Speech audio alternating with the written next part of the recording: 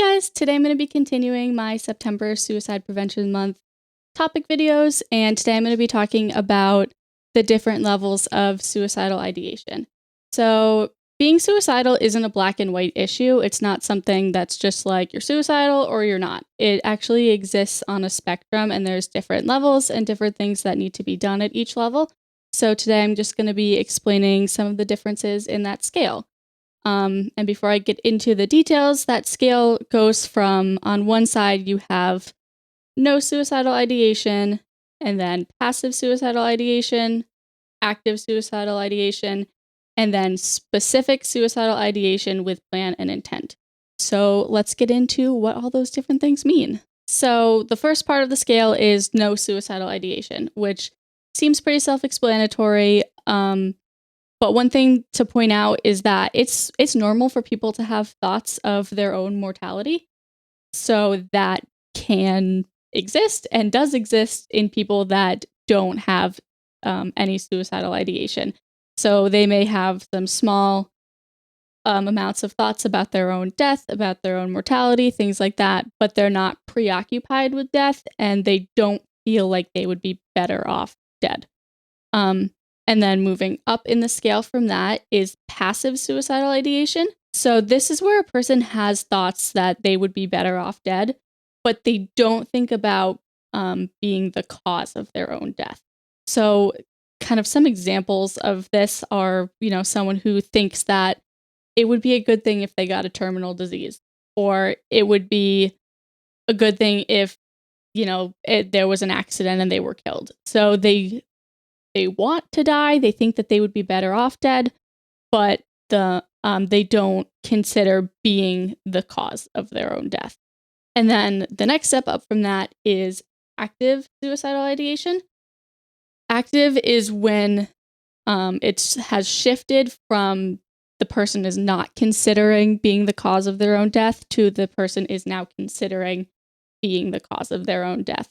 So they have considered methods that they would use to harm themselves, but they don't have generally a detailed plan. It's more they just have thoughts about methods and things that they would do. And they might have some intent, but at the active level, it's not a super high level of intent.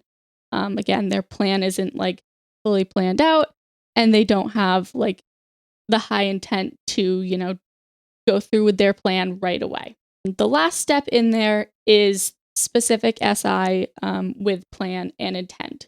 So this is someone who does have a detailed plan and they do intend to follow through with it. Often people that have this also have access to the things that they would need for their plan or have started to gather the supplies that they would need in order to go through with their plan. And sometimes they'll have a specific date set. That's not a requirement. Sometimes specific suicidal ideation with plan and intent is very impulsive, or sometimes it's very planned out as in they have a date, they know when they're going to do it, they've gotten the stuff.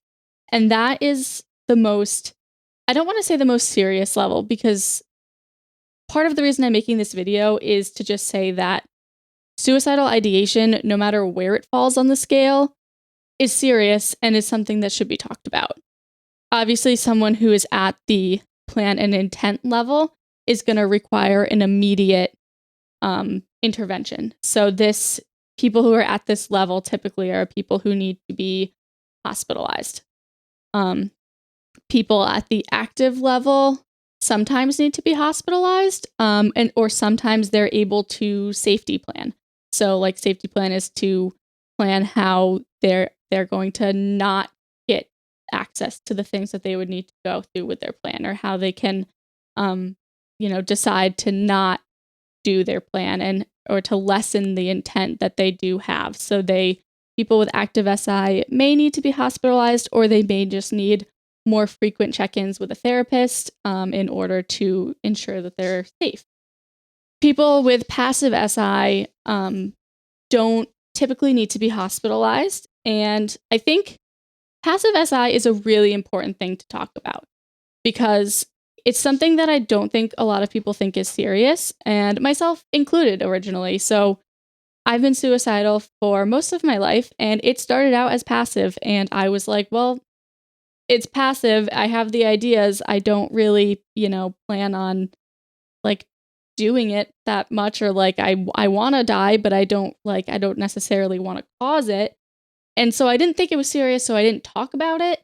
And that's what kind of led to it becoming active and then becoming specific with a plan and intent. So the passive level of suicidal ideation, I think, is extremely important to talk about. And it's important for people in therapy, if they're experiencing passive SI, to talk about it. I think a lot of people are afraid to bring up thoughts of suicide with therapists because they think they're going to be immediately hospitalized. And I'm sure that there are some therapists out there that unfortunately do hospitalize at any mention of suicide. But at the passive level, when it's not necessary, it's really important for those thoughts to be brought up and to be able for someone in therapy to tell their therapist this without fear that they're going to be hospitalized. Because again, hospitalization's not bad. It can be really great. It can be really helpful. It's scary. It's not fun, but it's necessary.